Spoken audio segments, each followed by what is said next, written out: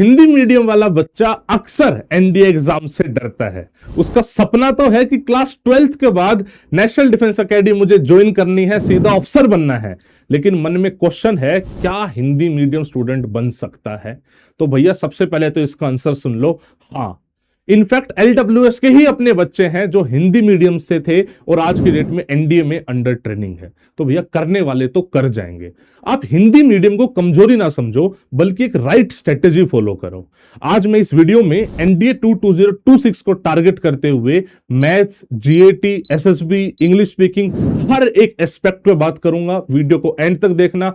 पसंद आए तो यारों दोस्तों को शेयर जरूर कर। देखिए, सबसे पहले तो इस फैक्ट को एक हिंदी मीडियम स्टूडेंट को अपनाना पड़ेगा कि आप चाह के भी इंग्लिश से दूर नहीं भाग सकते। आप रिटन एग्जाम की तैयारी हिंदी मीडियम में कर सकते हो, लेकिन एसएसबी में आपको अल्टीमेटली इंग्लिश बोलनी पड़ेगी और लिखनी पड़ेगी।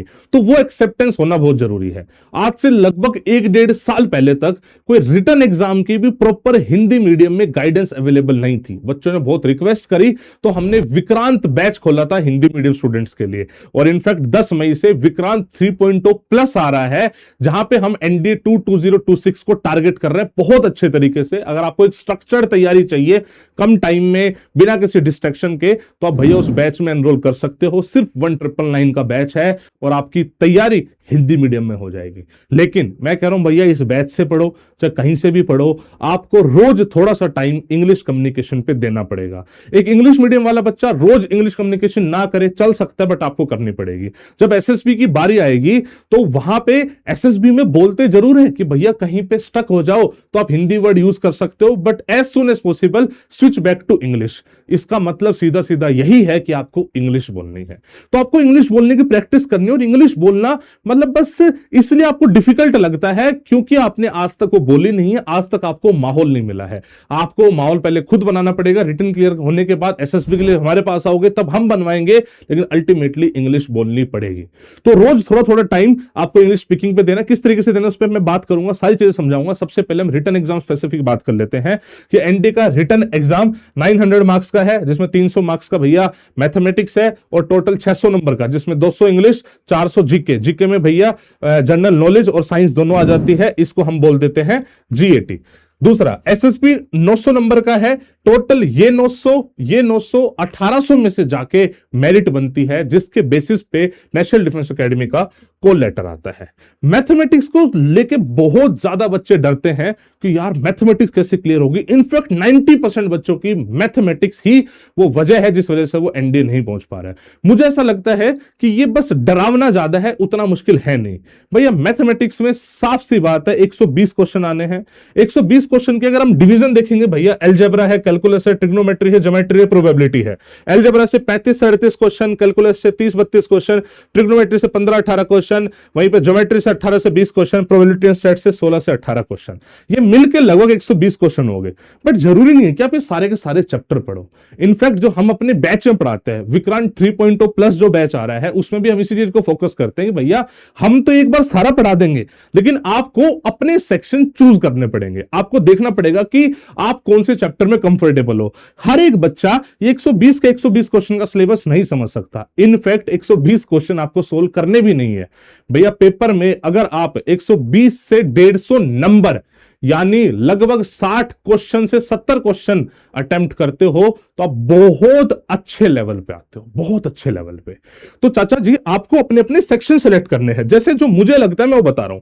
अलजेब्रा में मुझे ऐसा लगता है quadratic equation, complex number, set, permutation, combination. अगर हम इसी को जोड़ लेंगे भैया, 3-4 क्वेश्चन यहां से, 3-4 क्वेश्चन यहां से, 3-4 क्वेश्चन यहां से, 7-8 क्वेश्चन यहां से, तो भैया हो गया ना 10-15 क्वेश्चन का जुगाड़। वहीं पे कैलकुलस से बच्चा डरता है कि भैया इसमें इंटीग्रेशन है, डिफरेंशिएशन इतना लंबा चौड़ा है। मैं कहूं इतना मत कर, बस फंक्शन लिमिट्स एओडी कर ले, 8 से 10 क्वेश्चन का जुगाड़ हो गया।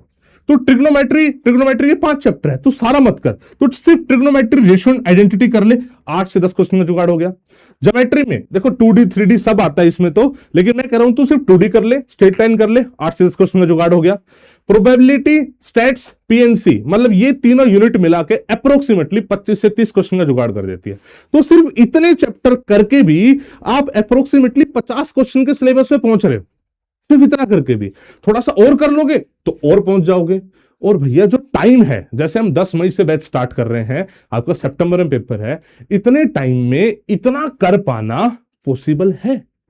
जो टीचर क्लास में पढ़ा रहा है उसको पढ़ लो, मामला ओपी हो जाएगा। जो क्वेश्चन वो दे रहा है उसको सोल्व कर लो, उतना ही बहुत है।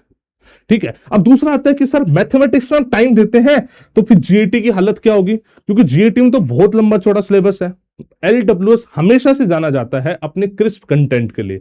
जो इतना लंबा चौड़ा सिलेबस है ना, उसको हमने इतने में कंसाइज करा है, वो भी रिकॉर्डेड प्लस लाइव का बहुत जबरदस्त कॉम्बो बना के। इतना सारा सिलेबस है, हम आपको रोज के टारगेट देते हैं अपने बैच में कि भैया ये चैप्टर की आज रिकॉर्डिंग चलेगी, करो, फिर उसके बाद एक डाउट सेशन इकट्ठा रख देंगे, कोई भी डाउट आए पूछ लेना, बात खत्म।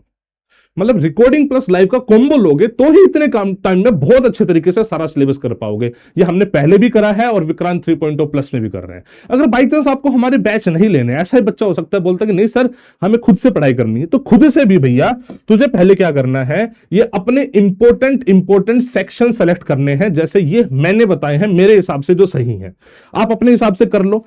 उसको पहले पढ़ो जहां से भी आपको पढ़ना है। मैं सजेस्ट करता हूं यूट्यूब से मत पढ़ना, डिस्ट्रैक्टेड रहोगे, इसलिए पेड बैच हमेशा बोलता हूं पढ़ो।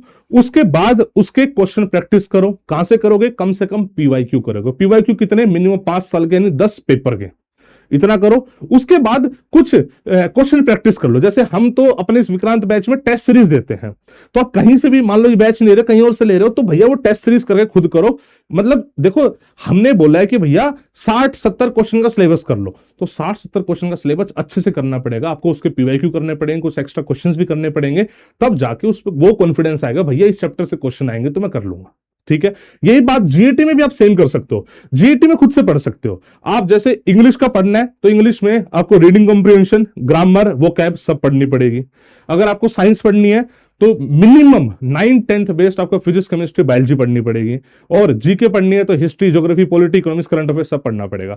अब इन सबके अलग अलग तरीके हो सकते हैं कि आप कैसे पढ़ोगे। किताब से पढ़ सकते हो, लेकिन एनडी जैसे एग्जाम में जहां पे टाइम बहुत कम है, 4-4.5 महीने बचे हैं, ये सिलेबस में ना बच्चा नॉर्मली फंस के रह जाता है। बिकॉज अगर आप सिलेबस देखोगे तो वही सेम सिलेबस आपके सीडीएस का है, वही same syllabus UPSC civil services का है। उसको एनडी के हिसाब से कितना बैलेंस करना है बच्चा ये समझ नहीं पाता है, उसके लिए पेड कोर्सेज चाहिए होते हैं। ठीक है, तो मतलब मैं ये नहीं कह रहा भैया खरीदो ही खरीदो, बस मैं बताना चाह रहा हूं अगर आप 2000 रुपए अफोर्ड कर सकते हो तो जर्नी थोड़ी सी आसान हो जाएगी, आपको चीजें सिस्टमेटिक मिल जाएगी। वरना ये चीजें आपको किताब से, यूट्यूब से, कहीं डिस्ट्रैक्शन के साथ पढ़नी पड़ेगी, लेकिन पढ़नी तो पड़ेगी, उसका कोई तरीका नहीं है। मैं इसमें भी फिर भी उसके बावजूद मैं आपको इंपोर्टेंट चैप्टर्स बता दे रहा हूं। फिजिक्स की बात करें तो फिजिक्स में गति, ध्वनि, ऊष्मा, चुंबकत्व, जिसको हम इंग्लिश में motion, sound, optics, thermodynamics, electromagnetism बोलते हैं, ये आपको पढ़ने पड़ेंगे। केमिस्ट्री में basic chemistry, acid base salt, carbon compound की कंपाउंड, मैंने जानबूझ के हिंदी में साथ साथ लिखा है ताकि आपको कोई कंफ्यूजन ना रहे। बायोलॉजी में ये वाले चैप्टर्स, मतलब अगर आप खुद से भी पढ़ते हो, हमारे साथ नहीं पढ़ रहे हो, तब भी आपको एटलीस्ट बच्चे इतना तो पढ़ना ही पड़ेगा। साइंस थोड़ी सी बोरिंग है लेकिन स्कोरिंग है। क्लियर है? ये चैप्टर खुद से पढ़ सकते हो, वरना हमारे साथ ही पढ़ सकते हो। मैंने जीके में भी अलग अलग सब्जेक्ट के हिसाब से डिवाइड करे हैं। जैसे ज्योग्राफी में, इसमें फिजिकल ज्योग्राफी, इंडियन ज्योग्राफी दोनों आ जाती है। ओरिजिन ऑफ अर्थ, जिसमें अर्थ की वो सारी थ्योरीज, लैटिट्यूड, लॉन्गिट्यूड, ये सब पढ़ना पड़ेगा, टाइम, ये सब। एटमोस्फेयर पढ़ना पड़ेगा, ओशन करंट के साथ साइक्लोन, एंटी साइक्लोन और जोड़ लेना। ठीक है, फिर इंडिया में India river, dams, soil, agriculture, ये सब आपको पढ़ना पड़ेगा। दिस इज लाइक मिनिमम, इससे कम तो नहीं पढ़ सकते। ठीक है, हिस्ट्री की बात कर ले तो भैया इसमें इंडस वैली, जैनिज्म, बुद्धिज्म, भक्ति, सूफी, 1857 का रिवोल्ट, फ्रीडम स्ट्रगल, फिर भी थोड़ा सा टाइम बच जाए तो वर्ल्ड हिस्ट्री में आपको 3 revolution, American revolution, Russian revolution और फ्रेंच रिवोल्यूशन आपको पढ़ने पड़ेंगे। पॉलिटी में आपको इतना पढ़ना पड़ेगा। इकोनॉमिक्स में 5 ईयर प्लान और उसके अलावा करंट अफेयर्स पढ़ना पड़ेगा। देखो ये सिलेबस है, ये मेरा बनाया हुआ नहीं है, ये है सिलेबस, डिफाइंड सिलेबस है। इतने बड़े सिलेबस की वजह से ही एनडीए एग्जाम मुश्किल होता है, और कोई रीजन नहीं है, सिलेबस बहुत बड़ा है। ठीक है, मैसेज भी आ रहा हूं, रुक जाओ। ठीक है, वोकैब, ग्रामर, रीडिंग कॉम्प्रिहेंशन, मतलब मुझे लगता है या तो हमारे कोर्स से पढ़ लो या चुपचाप पीवाईक्यू लगा लो, इसके अलावा और कोई सोल्यूशन नहीं है। एक हिंदी मीडियम वाले बच्चे की नॉर्मली इंग्लिश थोड़ी वीक होती है, तो मैं सजेस्ट करूंगा किसी कोर्स से पढ़ोगे बेटर रहेगा। नहीं पढ़ सकते तो चुपचाप 5 से 7 साल के पीवाईक्यू लगा लेना, आपको आइडिया आ जाएगा पेपर किस टाइप का आ रहा है, उसके हिसाब से क्वेश्चन सोल्व कर लेना। ये तो होगी रिटन एग्जाम स्पेसिफिक। अब आती है एसएसबी। एसएसबी में हम ना वीकली 2 क्लासेस लाइव ऑफिसर्स के साथ रखते हैं, हर एक बैच के लिए रखते हैं कि भैया आप 2 बार मिलो, बातें करो, आपके जो जो डाउट्स हैं उनको पूछो और अपनी डेली हैबिट्स में कुछ कुछ चीजें इनकलकेट करो, ताकि जब तक रिटन एग्जाम क्लियर हो आपका एसएसबी का फाउंडेशन बन जाए। फिर बहुत ज्यादा दिक्कतें आपकी रह नहीं जाएंगी। समझ रहे हो? तो आप ना रोज न्यूज़पेपर रीडिंग, जो बच्चा हिंदी मीडियम से है उसको इंग्लिश बिल्कुल नहीं आती, तो भैया थोड़ी सी मिरर टॉकिंग, मिरर में थोड़ी सी बातचीत करो, अपने आप को पहले इंट्रोड्यूस करो, न्यूज़पेपर में जो पढ़ा है न्यूज़पेपर को जोर जोर से बोल के पढ़ो, आपको मुंह से जोर जोर से आवाज निकलनी चाहिए, आपके आसपास लोग डिस्टर्ब होनी चाहिए, इतनी जोर से पढ़ना है। फिर धीरे धीरे उसी टॉपिक को मिरर में बोलना स्टार्ट करो। हो सके तो 3-4 दोस्त बनाओ, जिन दोस्तों के साथ इंग्लिश में बातचीत करो। थोड़ी सी बातें ऑफिसर से सीखो जो एसएसबी क्लासेस दे रहे हैं, उनसे डाउट पूछो कि सर मेरे अंदर ये दिक्कत है, कैसे कैसे कर सकता हूँ। धीरे धीरे अपना बेस बनाओ, और जब तक रिटर्न एग्जाम क्लियर हो, वो बेसिक डाउट सारी क्लियर हो रखी हो, आप एसएसबी किताब भी खरीद सकते हो हमारी ना, उसमें सब कुछ हमने बताया एसएसबी के बारे में, ठीक है। और उसके बाद जाके फिर आप एसएसबी के लिए जब आओगे तो हम बाकी चीजों पे काम कर लेंगे। देखो, हिंदी मीडियम के लिए जर्नी आसान नहीं रहनी है। मैं कभी नहीं कह रहा कि हिंदी मीडियम के लिए जर्नी आसान है। इनफैक्ट अभी ना अपने लखनऊ ऑफलाइन की बात कर रहा हूं मैं। लखनऊ ऑफलाइन बैच में हमारे हिंदी मीडियम स्टूडेंट्स आ रखे हैं लगभग 30%। तो स्टार्टिंग में तो बड़े डर गए कि यार हिंदी मीडियम है, हम कैसे करेंगे सर, टीचर कैसे पढ़ाएंगे। बट अल्टीमेटली उनको हमने कंफर्टेबल करा कि भैया तुझे आना तो इंग्लिश में है, तुझे कोई डाउट है तो पूछ ले। बट धीरे धीरे तो इंग्लिश की तरफ बढ़ना पड़ेगा। उन बच्चों ने बढ़े भी हैं। मैं लखनऊ सेंटर की बात करूं, ऑफलाइन जो सेंटर और लखनऊ में जो टारगेट बैच एनडीए 2026 को टारगेट कर रहा है, उसी बैच के लिए हमने ऑफलाइन बैच चलाया, वहां पे हिंदी मीडियम बच्चे आ गए। लेकिन मतलब उन्होंने उस चैलेंज को फेस करा, बोला कि नहीं सर हम करेंगे करेंगे करेंगे। एक दो छोड़ भी गए, लेकिन जो रह गए वो सब धीरे धीरे एडजस्ट भी हो गए और अब सीख रहे हैं, बहुत अच्छा पढ़ाई कर रहे हैं। तो करने वाले कर जाएंगे, आप भी कर सकते हो, राइट। आपको सोच लेना है कि भैया मुझे जी जान अपनी लगा देनी है, 200% दे देना है, होगा। कुछ डाउट हो, कंफ्यूजन हो, फिर भी आप बातचीत कर सकते हो, लिख सकते हो मैसेज में, जो भी है।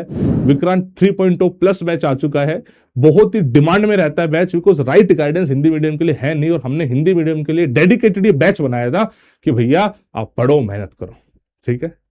बस तो wish you all the best बच्चे। जय हिंद, जय भारत।